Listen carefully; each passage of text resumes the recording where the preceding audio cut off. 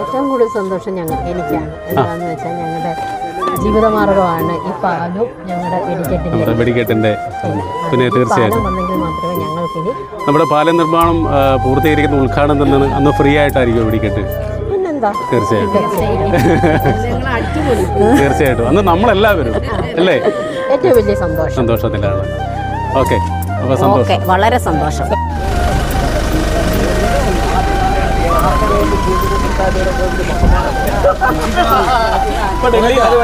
അദ്ദേഹത്തിന്റെ അച്ഛൻ മരിച്ചായിരുന്നു കഴിഞ്ഞ ദിവസം. കുറെ കാലമായിട്ട് കണ്ടിട്ടില്ല മഹിപാലിനെ.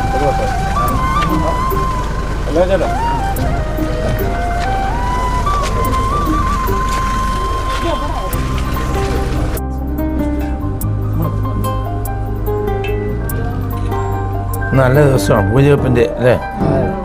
നവരാത്രിയുടെ ആരംഭം പ്രഥമ